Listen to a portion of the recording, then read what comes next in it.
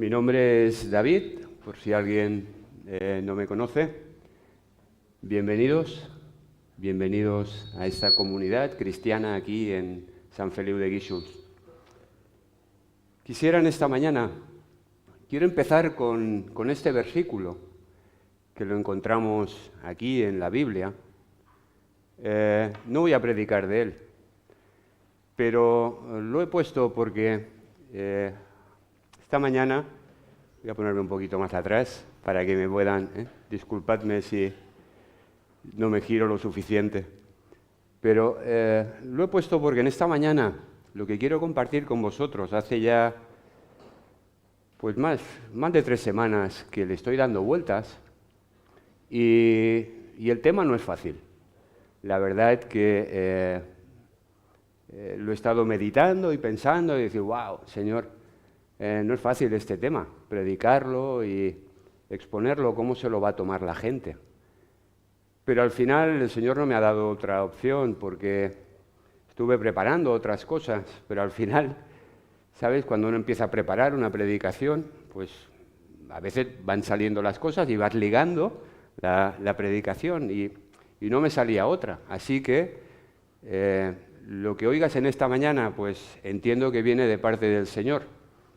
Y si tienes algún problema, háblalo con Él, ¿vale? Dice este texto, dice este versículo, que toda la Escritura es inspirada por Dios. Se está refiriendo a este libro que tenemos y llamamos Biblia. Dice, y es útil para enseñar, para reprender, para corregir y para instruir en justicia.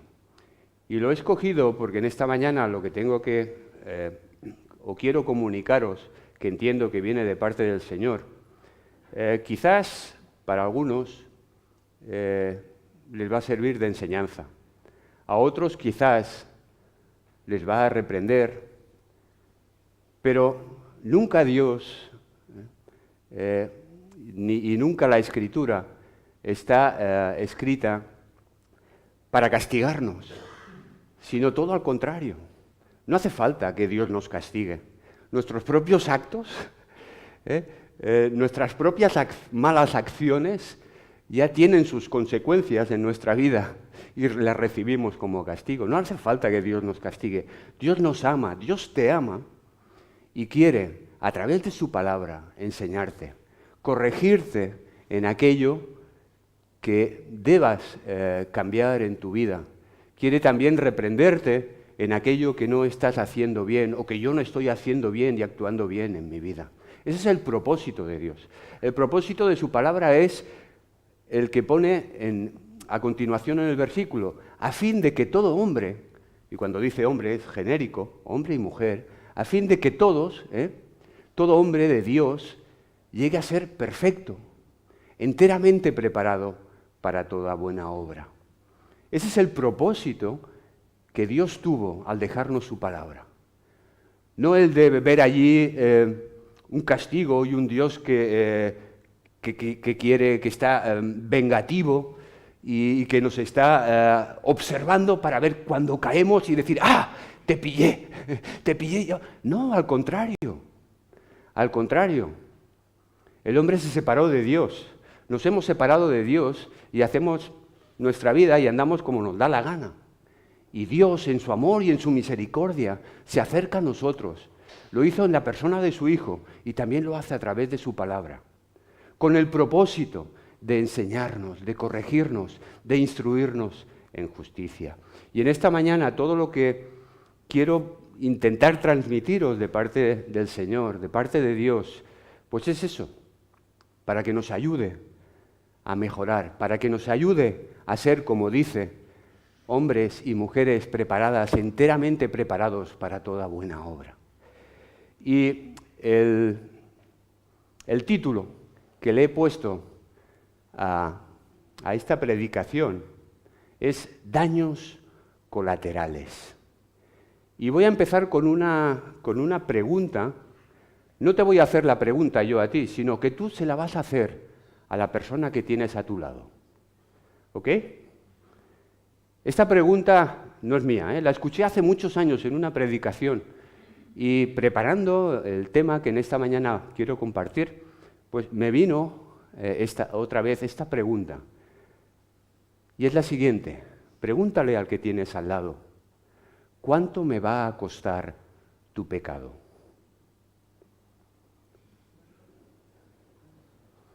¿Te atreves a decírselo al de al lado? Es fuerte, ¿eh? ¿Cuánto me va a costar? ¿Cuánto te va a costar a ti mi pecado? ¿Cuánto te va a costar o me va a costar a mí tu pecado? Es una pregunta fuerte, por eso digo, el tema no es fácil. Porque cuando hablamos de eso, nos incomoda. Porque todos tenemos ahí cositas, ¿vale? Que hay que arreglar. Pero es lo que hay, es lo que el Señor ha puesto en mi corazón y quiero compartir con vosotros. Y por eso le he llamado daños colaterales. Tú sabes lo que son los daños colaterales. Y he puesto ahí a ese personaje como ejemplo. Este es un esquiador, se llama John Müller, alemán. En 1999 fue expulsado del equipo olímpico alemán, pues por su carácter, por su mal comportamiento, y vino a España. Vino a España, el equipo español, como era un muy buen esquiador, tenía muy mal carácter, pero era buen esquiador, el equipo español de esquí nacional lo adoptó, a tal punto que como era exitoso y ganaba premios, ya no le llamaban John Müller, le llamaban Juanito, la prensa lo llamaba Juanito Müller. Juanito Müller, y en el 2002 ganó 2 medallas, y la prensa salía ahí, Juanito Müller, nuestro campeón olímpico, ganando 2 medallas para el país, para España. Incluso el rey cenó con el rey, tuvo un tiempo con el rey, incluso hasta con el presidente de nuestra nación en aquel tiempo. Pero la tercera medalla que ganó, olímpica, de oro, esquiando, le hicieron la prueba de doping. ¿Sabéis lo que es la prueba del doping? Y cuando le hicieron la prueba salió positivo. Así que le retiraron la medalla porque había hecho trampas. Y desde aquel momento al día siguiente la prensa, en vez de decir Juanito Müller, empezó a decirle otra vez John Müller. John Müller ha dado positivo en doping, en el dopaje, ha hecho trampas. En lo secreto, él estaba tomando una serie de medicaciones que le hacían ganar ventaja sobre el resto. Eso trajo vergüenza al equipo nacional, evidentemente, y también a la nación, a España como país. Daños colaterales porque una persona decidió hacer trampas. Y siempre ocurre. No somos seres individuales. Tú no, lo que tú haces, tus actos y mis actos, mis acciones, dañan o benefician a aquellos que están a mi alrededor y a tu alrededor. No somos islas. Dios nos creó para ser interdependientes unos de otros y para vivir en comunidad. Y cuando alguien decide hacer algún acto que no es correcto, eso afecta al grupo y también afecta a la iglesia. En la Biblia, en la Escritura, encontramos al apóstol Pablo hablándonos de la iglesia como un cuerpo y pone el ejemplo de que la iglesia es como un cuerpo, la cabeza es Jesucristo y el cuerpo lo formamos tú, yo y todos aquellos que hemos decidido entregar nuestra vida a Jesucristo y ponernos otra vez en comunión con Dios a través de Cristo. Y nos dice que los miembros, como un cuerpo, cuando mi pie me duele, y ahora mismo yo tengo el dedo pequeño del pie que me duele porque me di un golpe, todo mi cuerpo se resiente. De la misma manera, cada miembro de la iglesia que forma el cuerpo de Cristo, cuando un miembro está enfermo, el cuerpo se resiente. Y la palabra de Dios trata ese tema. en muchas ocasiones, tanto en el Antiguo Testamento, que es esa parte que se escribió antes de Cristo, como en el Nuevo Testamento, que es la parte que se escribió después de Cristo. Y hoy vamos a ver una historia que nos enseña, quizás nos va a reprender, o quizás nos va a ayudar a corregir en nuestra vida aquello que debamos corregir, pero todo con la finalidad de prepararnos a cada uno de nosotros para esos propósitos que Dios tiene en tu vida, para ti y para mí, para esas buenas obras. Y los encontramos en el libro de Josué. En el capítulo 7 hay una historia por ahí, entre medio de muchas de las historias que se narran en la Biblia. Y dice lo siguiente en el capítulo 7. Dice, pero los hijos de Israel cometieron una transgresión en cuanto al anatema. Y cuando está diciendo aquí cometieron una transgresión es desobediencia. Pero también hay el significado que tiene, concretamente en este versículo, es actuar secretamente. Actuar de manera que nadie me ve, en lo secreto. Y dice que los hijos de Israel actuaron en secreto en cuanto al anatema. Y ahora te explicaré lo que es el anatema. Dice, porque Acán, hijo de Carmi, hijo de Zaldi, hijo de Zera, de la tribu de Judá, tomó del anatema, y la ira de Dios se encendió contra los hijos de Israel. Y te quiero poner un poquito en contexto, porque dices, bueno, ¿y qué es todo esto? En el capítulo 6, el capítulo anterior a este, es la toma de Jericó, la ciudad de Jericó. No sé si conoces la historia, te la voy a resumir muy brevemente para que entremos en el contexto y entendamos esto del anatema. Israel ha cruzado el Jordán, han dejado ya los 40 años del desierto, cruzan el Jordán. Y la primera ciudad a la cual tienen que conquistar es Jericó. Jericó es una ciudad prácticamente inconquistable en aquellos tiempos. Tenía unos muros, unas murallas enormes, con lo cual prácticamente la hacía invencible. Nadie podía, cuando cerraban las puertas de la ciudad, nadie podía acceder a esa ciudad. Pero Dios le dice a Josué, yo pelearé por vosotros. Vosotros haréis esto, daréis una vuelta cada día durante 6 días y al 7º día daréis 7 vueltas a la muralla. Y cuando el pueblo grite, yo haré que esas murallas caigan, se derriben y vosotros podéis entrar. Pero recordad que la victoria es mía. Yo pelearé por vosotros. Y en cuanto las murallas caigan, entrad en la ciudad y acabad con todo lo que hay en la ciudad. Quemadlo todo, arrasadlo todo, porque todo lo que hay en esa ciudad para mí es maldición. Eso quiere decir anatema, maldición. Y no quiero nada, absolutamente nada, que quede nada absolutamente de eso, por cuanto todo lo que hay en esa ciudad solo sirve para hacer el mal. Solo guardar los objetos valiosos y dedicarlos a mi presencia, al templo. Y así hizo el pueblo. Todos entraron, cuando las murallas fueron derribadas, todos los soldados entraron y arrasaron Jericó. Pero hubo alguien que no cumplió las órdenes que Dios había dado. Y ese era Acán.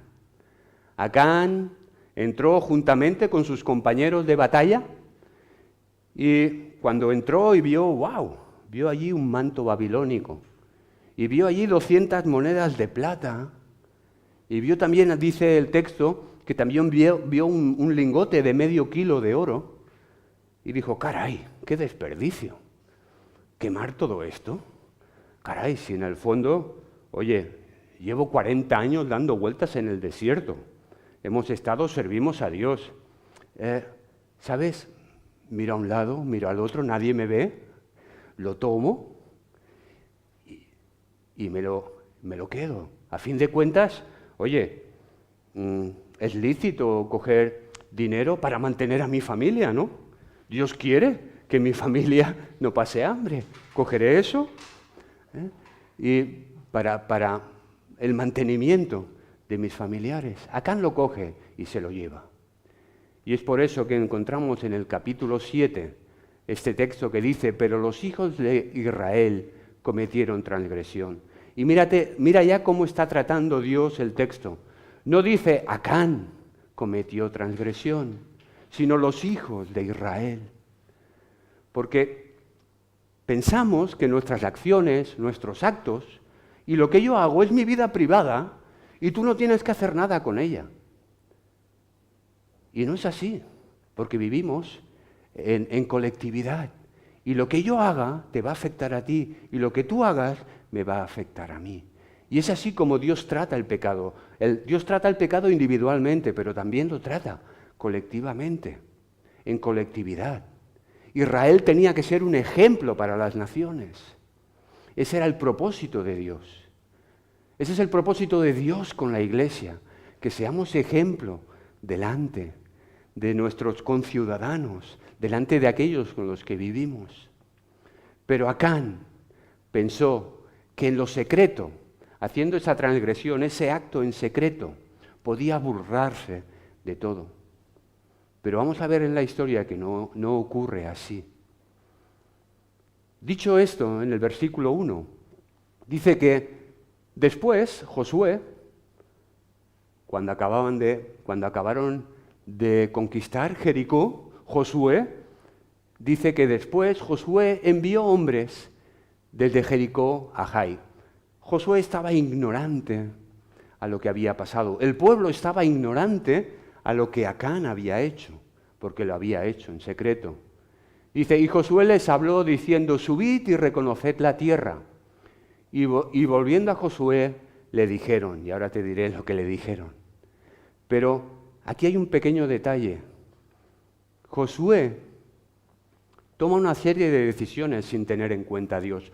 No vemos que en ningún momento, así como en Jericó, Josué busca a Dios para saber qué es lo que debo hacer. En este caso, no vemos aquí que Josué tomara ni hiciera ningún movimiento para buscar cuál era la decisión más correcta y lo que Dios quería que hicieran. Y eso ocurre también muchas veces, ¿no? Con nosotros tomamos decisiones como sin tener en cuenta a Dios en nuestra vida. Y tomamos decisiones y después pagamos el pato, que se dice. Y Josué, supongo que después de esa victoria de Jericó, Jai era un pueblecito pequeñito, tampoco hay que orar tanto, porque también como el trabajo es poquita cosa, pues tampoco hay que buscar tanto a Dios. O quizá, pensaron, tampoco hace falta porque tenemos un buen ejército y con nuestras propias fuerzas tenemos suficiente. Así que envió unos hombres para que espiaran, para que vieran cómo era Ai, y volvieron esos hombres y dijeron: Josué, tranquilo, oye, con 2.000 o 3.000 hombres, ya fem, porque no es suficiente, es un pueblo pequeñito, poca gente, con lo cual no hace falta que fatigues a todo el pueblo, no hace falta que se canse. Y Josué dice, pues bien, 3.000 hombres, y envía 3.000 hombres a Ai. Pero ahí viene la gran sorpresa. En el versículo 5 dice que y los de Ai mataron de ellos a 36 hombres y los siguieron a los otros 2.900 y pico que habían, los siguieron y salieron, Israel salió, como se dice, por patas, salieron por patas, corriendo, asustados, dice, y los derrotaron en la bajada, por lo cual el corazón del pueblo desfalleció y vino a ser como agua. ¡Wow! Regresaron otra vez al campamento a Josué y Josué dijo, ¿pero qué ha pasado? ¿Pero qué ha pasado? ¿No habéis sido suficiente con 3.000 hombres? ¿No decíais que...? Y Josué empieza a quejarse y levanta una queja a Dios, que es lo que vamos a ver ahora. Pero él levanta una queja No preguntándole a Dios, Dios, ¿cómo tomé las decisiones? ¿De qué manera tomé esa decisión sin consultarte? No. Él se queja a Dios por el resultado de sus actos, por el resultado de esos actos y de esa decisión que tomó. Mira lo que dice. Dice, entonces Josué rompió sus vestidos y se postró en tierra sobre su rostro delante del arca del Señor hasta caer la tarde, él y los ancianos de Israel, y se echaron polvos sobre su cabeza. Y Josué dijo, ¡ay, Señor Jehová! ¿Por qué nos hiciste pasar a todo el pueblo el Jordán? ¿Y no nos pasa a veces también eso? Tomamos decisiones en nuestra vida sin tener en cuenta a Dios. No hemos buscado su voluntad. Pero después vamos y decimos, Señor, ¿por qué has permitido que me pase esto? Y Dios debe decir, chico, ¿me preguntaste? ¿Viniste a mí para saber cuál era mi voluntad? Hiciste la tuya. Estás pagando las consecuencias de tus actos. Estás recibiendo aquello que has sembrado.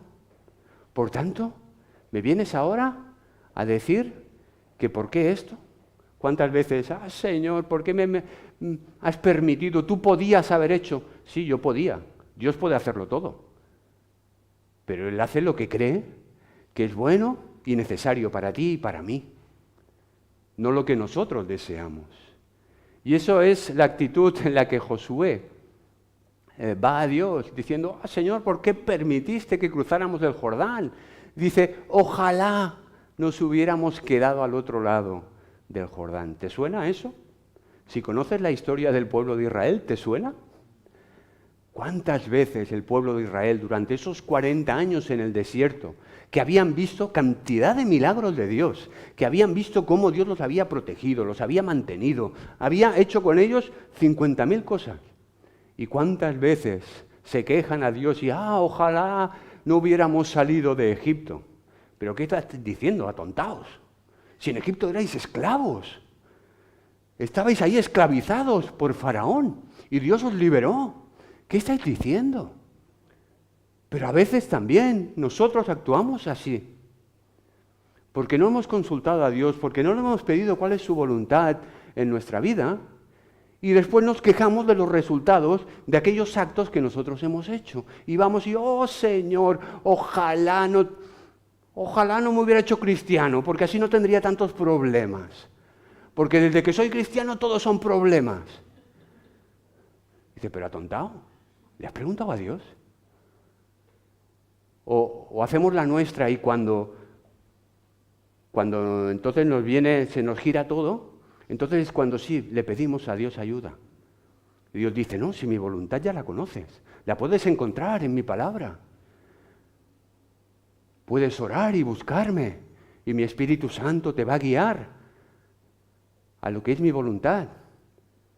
Pero tienes que hacerlo. Y eso es lo que le ocurrió ahí a Josué y al pueblo de Israel. Y fíjate lo que le dice Dios. Dice, y el Señor dijo a Josué, y no he cogido todo el texto, porque lo he acortado, porque digo, si me paso más de 2 horas, no. Entonces, por eso verás que hay algunos versículos que faltan, pero lo puedes leer en casa todo el texto, son deberes para casa. Pero dice, y el Señor le dijo a Josué, dice, levántate, ¿qué haces ahí? ¿Por qué te postras sobre tu rostro? ¿Por qué estás ahí quejándote? Dice, y fíjate ahora, Israel ha pecado. Señor, para un momento, ¿Israel ha pecado? No. Quien pecó era Acán. No fue Acán una persona, no Israel. Pero otra vez, Dios nos enseña que el pecado Él lo trata personalmente, pero también dentro de la colectividad de los grupos. Porque el pecado afecta a aquellos que están a nuestro lado. Porque tu pecado y mi pecado afecta y daña a aquellos que están a nuestro alrededor, o de aquellos en los cuales formamos una comunidad, ya sea de baloncesto, ya sea de la iglesia, ya sea de lo que sea, porque no solo daña dentro de la iglesia, También eso se produce en cualquier colectivo. Cualquier persona, aunque no crea en Dios, aunque crea en Buda o sea ateo, sus actos también dañan y perjudican a aquellos que están a su alrededor. Y dice, Israel ha pecado. Y fíjate, dice, y han quebrantado mi pacto que yo les mandé. Y también han tomado del anatema, de aquello que yo dije que debía ser destruido porque era de maldición. Y dice, y han robado, y han mentido, y han guardado, y lo han guardado todo en sus enseres. Y por eso, que esto ahí hay los puntos suspensivos, pero sigue el versículo diciendo, y por eso Israel no podrá hacer frente delante de sus enemigos hasta que quiten ese pecado de en medio de ellos.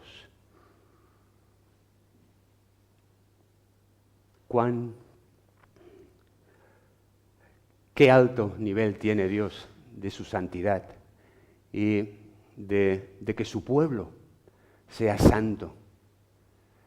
Y los pone ahí a prueba, porque Él quiere que el pueblo esté limpio, que esté santo. A veces Dios pone también a la iglesia a prueba para que sea limpiada, para que cada uno de sus miembros esté limpio delante de Él, para poder seguir avanzando, para que el enemigo no pueda hacernos frente. Y dice Dios, levántate, santifica al pueblo, santifica y diles santificaos. Santificaos en este contexto quiere decir, coge al pueblo y diles preparaos, preparaos porque mañana Dios nos va a decir quién de entre nosotros está en pecado. ¿Quién de entre nosotros está ocultando algo que Dios no quería y que Dios quiere que sea limpiado todo eso para ser un pueblo santo, para ser luz a las naciones, tal y como dice en Isaías? Yo te he puesto para que seas, de poco me sirve que cuides del remanente de Israel, yo te he puesto para que seas luz a las naciones, Israel. Yo te he puesto, iglesia, para que seas luz aquí en San Feliu. Por tanto, vigila tu vida, vigila cómo estás. Dice, santificaos para mañana, porque el Señor Dios de Israel dice así. Y Dios le dice a Josué todo lo que va a hacer. Y Josué, al día siguiente, dice que Josué, pues, levantándose de mañana, hizo acercarse a Israel por tribus. Eso es lo que le dijo Dios. Vas a decirle a todo el pueblo, 2 millones y pico de personas, reuníos aquí, por tribus. Habían 12 tribus. Y dice, y de las 12 tribus, dice, fue tomada, y dice, de las 12 tribus yo diré cuál es la tribu en la cual hay pecado, hay esa anatema, hay esa maldición, hay esa persona que no está viviendo conforme a lo que yo os estoy pidiendo. Dice que fue tomada la tribu de Judá. ¿Tú te imaginas aquí a Acán? ¿Tú te imaginas cómo estaría? Dice, wow, esto va en serio, ¿eh? Pero el tío no abre la boca, no dice nada. El tío callado. El tío no siente arrepentimiento por aquello que ha hecho. Quizás sí siente remordimiento porque, wow, esto va en serio, a ver si me van a pillar. Y a veces ocurre así en nuestra vida también. Y por eso Dios nos pide que limpiemos aquello que está mal en nuestra vida para no dañar a los que están a nuestro lado. Y cuesta, y es un ejercicio que cuesta. Pero el Señor nos pide, y Él nos acompaña a través del Espíritu Santo, nos acompaña para que podamos limpiar en nuestra vida y quitar aquello que Él no quiere que esté en nuestra vida. ¿Para qué? Para que podamos ser hombres perfectos, para cumplir aquellas obras que Él tiene para cada uno de nosotros. Dice que, haciéndose acercar a la tribu de Judá, fue tomada la familia de los de Zera. y haciendo luego acercar a la familia de los de Zera por los varones, fue tomado Zaldi. Hizo acercarse su casa por los varones, y ahí Acán ya debe estar con los nervios a flor de piel. Dice, y fue tomado Acán, hijo de Carmi, hijo de Zaldi, hijo de Zera, de la tribu de Judá. Dios, que ve en lo secreto, aunque nosotros trabajemos y hagamos cosas en secreto, Dios que ve en lo secreto, al final saca en público. Y eso es lo que hizo con Acán, sacó en público su pecado. Y tuvo tiempo para buscar arrepentimiento, pero el tío callado, el tío no dijo ni mu, hasta que lo pillaron, como decimos, con el carrito del helado. Te han pillado con el carrito del helado. Y entonces Josué le dijo, Acán, hijo mío, da gloria a Jehová, Dios de Israel, y dale alabanza, y declárame ahora lo que has hecho, y no me lo encubras. Claro, ya no le quedaba otra. Cuando ya te pillan y ya no te queda otra, pero eso no era lo que Dios quería. Dios esperaba y le dio su tiempo para arrepentirse, pero Acán no lo hizo. Dice, y Acán respondió a Josué diciendo, verdaderamente he pecado. Hombre, claro, si ya te han dicho, ya te han pillado. Dice, verdaderamente he pecado contra Jehová, el Dios de Israel, y así he hecho. Pues vi entre los despojos un manto babilónico muy bueno, y 200 siclos de plata, y un lingote de oro de peso de 50 siclos, lo cual codicié y tomé, y he aquí que está escondido bajo tierra en medio de mi tienda, y el dinero debajo de ello. Y Josué mandó a unos hombres a la tienda de Acán para verificar lo que Acán le acababa de decir. Y dice, y tomándolo de en medio de la tienda, esos hombres lo trajeron todo a Josué y a los hijos de Israel delante del pueblo, y lo pusieron delante de Dios, delante de Jehová. Entonces Josué y todo Israel con él tomaron a Acán, hijo de Zera, el dinero, el manto, el lingote de oro, sus hijos, sus hijas, sus bueyes, sus asnos, sus ovejas, su tienda y todo cuanto tenía, y lo llevaron todo al valle de Acor. Absolutamente todo lo que estaba y pertenecía a Acán. Y le dijo Josué, ¿por qué nos has turbado? Túrbete ahora el Señor en este día. Y todos los israelitas los apedrearon y los quemaron después de apedrearlos. ¡Wow! ¡Qué fuerte!, ¿no? Y decimos, ¿qué culpa? Y es cierto, ¿qué culpa tenían sus hijos y sus hijas? Fue Acán. Pero ¿qué culpa tenían las 36 viudas? ¿Recuerdas que en Ai murieron 36 hombres? Ahí hubieron 36 viudas que no tenían culpa de nada. Y por el pecado de ese atontado, por no decirle otra cosa, por esa codicia que tuvo, 36 mujeres quedaron viudas. Y no sé cuántos hijos quedaron huérfanos de padre. Porque alguien decidió en lo secreto hacer algo que Dios no quería que hicieran. Y eso nos enseña que nuestro pecado no solo afecta a los de fuera, sino también a los de dentro. Afecta a ambos lados. Afecta a nuestra familia, a nuestro entorno. Pero muchas veces el pecado también va mucho más allá y afecta a otros. Por eso Dios trata con el pecado, con esa severidad. Porque sabe que el pecado daña y produce, como en este caso, 36 muertes. Y por eso Dios fue tan tajante para enseñarle a Israel lo que era la santidad. ¿Sabes? Acabo ya con esta pregunta, diciendo, ¿hay algo debajo de tu tienda? que necesitas poner delante de Dios, hazlo. No esperes a que te pillen con el carrito del helado. Ve al Señor pidiendo perdón, arrepentimiento y buscando su voluntad. Porque tu pecado, mi pecado, trae consecuencias a los que están a nuestro alrededor. Por eso es importante. Y Dios no llama a gente santa para servirle.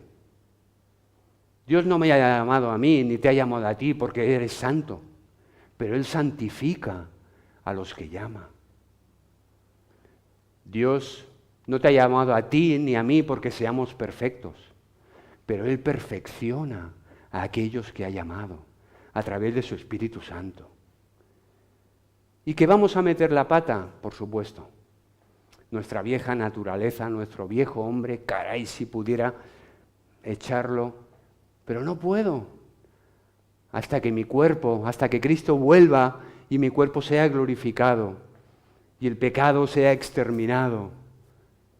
Pero, mientras tanto, el Espíritu Santo nos ayuda a cada uno de nosotros y trabaja en cada uno de nosotros para buscar a ese hombre y a esa mujer, hombres y mujeres de Dios, perfectos, que caminan en santidad. Y caminar en santidad no quiere decir no caer. Caminar en santidad es apartarme del mal.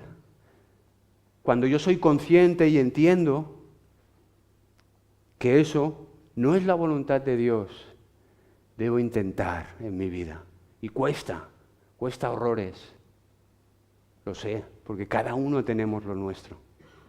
Pero hemos de seguir adelante intentándolo, porque esa es la voluntad de Dios para tu vida, porque Dios quiere lo mejor para ti y para mí. Y como iglesia, pensaba cuando estaba preparando, como iglesia, ¿sabéis? Estamos viviendo un tiempo dulce. Lo hemos dicho en las reuniones que tenemos entre semana, el grupo. ¡Wow! Estamos viviendo un tiempo dulce, donde hay gente que llega a Cristo, que se convierte, gente que se bautiza, gente que está interesada, gente que no tiene ni idea, ni entiende nada, pero a veces vienen y están con nosotros y se encuentran bien. Y la iglesia está creciendo. No permitamos que el pecado en nuestra vida frene ese crecimiento. Así que vamos a acabar ahora ya, y lo vamos a dejar aquí, y vamos a acabar con una oración. Y una vez hayamos orado, pues daremos ya por despedida la reunión, porque no hay ninguna canción más. Así que si quieres cantar, te pones un corito en casa y cantas. Oramos. Pues Señor y Padre nuestro, gracias.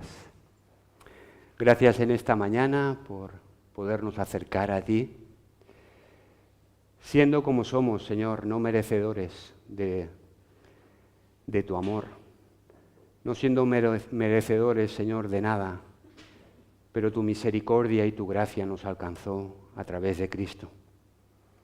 Señor, gracias porque no solo nos has salvado, no solo nos has justificado en Cristo Jesús, no solo nos has dado vida eterna, sino que sigues día a día a través de tu Espíritu Santo, trabajando en nuestras vidas para hacernos más semejantes a tu Hijo, Señor.